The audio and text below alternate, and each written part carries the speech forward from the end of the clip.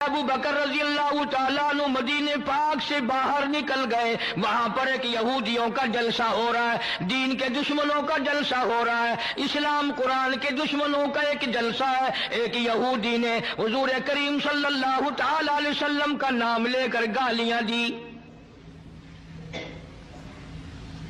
اور ایک بات کہی اس یہودی مقرر نے، یہودی رہنما نے۔ انہی دنوں میں اسلام میں زکوٰۃ کا حکم آیا تھا قرآن میں۔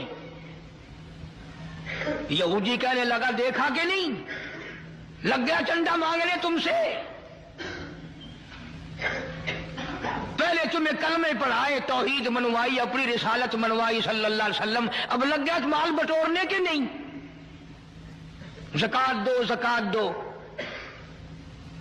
اور یہودی کہنے لگا کہ دو باتیں کرتا ہے یہ نبی، نعوذ باللہ۔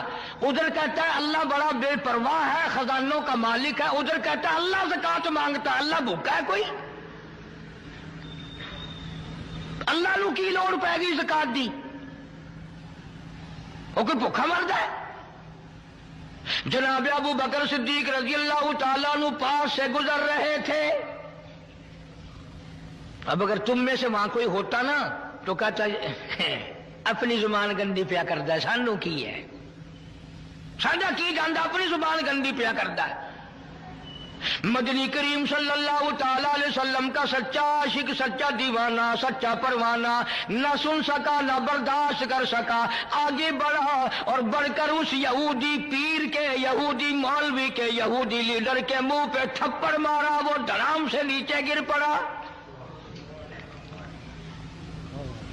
فرمایا بدتمیز، اللہ کی شان میں گستاخی کرتا ہے، اس مولا کی شان میں بکواس کرتا ہے۔ یہ دین کے دشمن بزدل بڑے ہوا کرتے ہیں، اگر دیندار تھوڑی سی طاقت استعمال کریں تو یہ بڑے جلدی بھاگتے ہیں۔ وہ تو نیچے گر پڑا اور جو جلسے میں سننے والے تھے نا وہ سارے بھاگ گئے، حالانکہ وہ دیکھ رہے تھے کہ ابو بکر اکیلا ہے، مگر پھر بھی بھاگ گئے کہ اکیلا بے شک وہ ہے نبی کا عاشق، وہ بھی جانتے تھے۔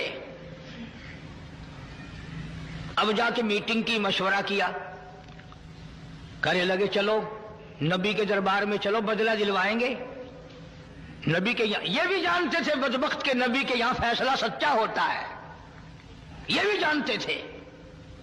اور چل کر کے وہاں درخواست دو، عذر کرو، اپیل کرو اور رو سارے کہ جی اتنا بڑا ظلم ہو گیا، اس بیچارے کے سر میں درد ہے، آنکھ نکلنے کو ہو رہی۔ اور جس کو تھپڑ لگا تھا نا اس کو سکھایا کہ جب نبی بدلہ دلوائیں گے نا، صدیق اکبر کے نعوذ باللہ منہ پر ایسا کھینچ کے ماریو تھپڑ آنکھ نکل جائے۔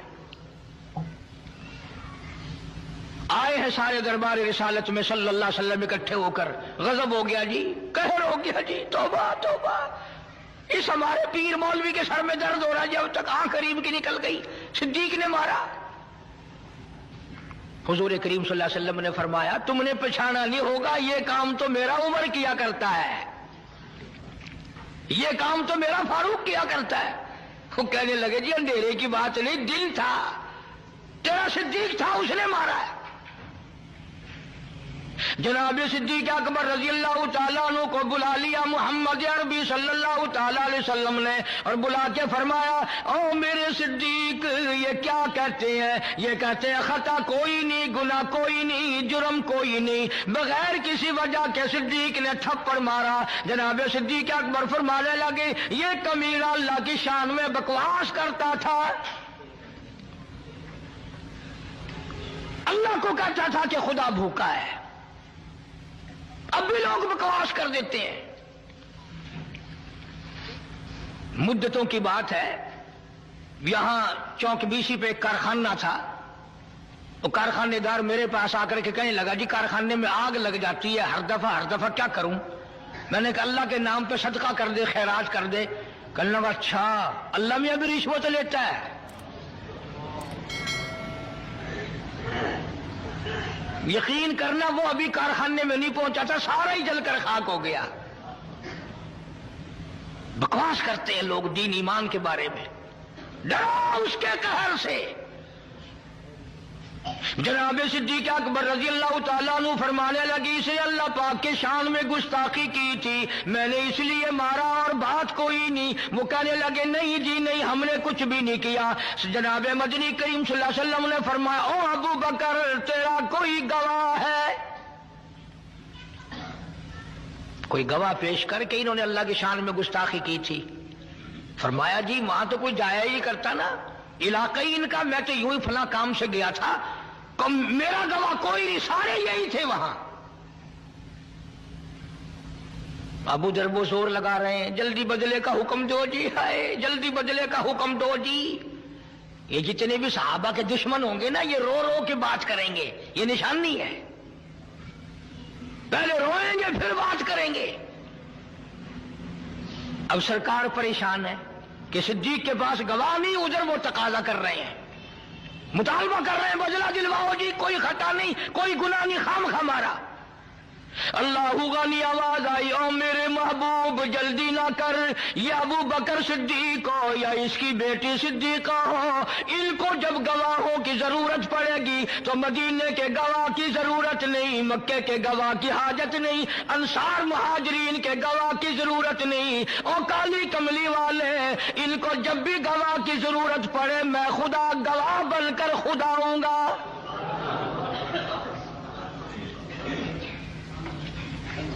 میں خدا گواہ بن کر آؤں گا، اس گھر کا گواہ میں ہوں۔ قرآن مجید آ گیا، فرمایا لقد سمع اللہ قول الذین قالوا ان اللہ فقیر۔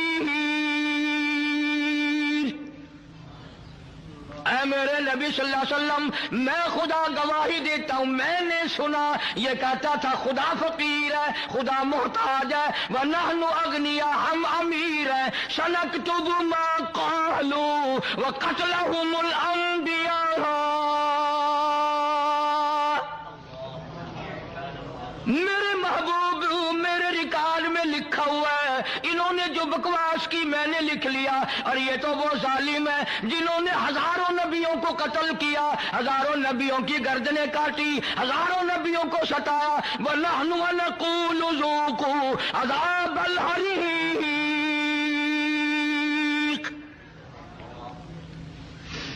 ان کے لیے تو میں نے ہزاروں تیار کر رکھا ہے۔ میرے محبوب گواہ مانگتے ہو، صدیق کا گواہ میں خدا ہوں۔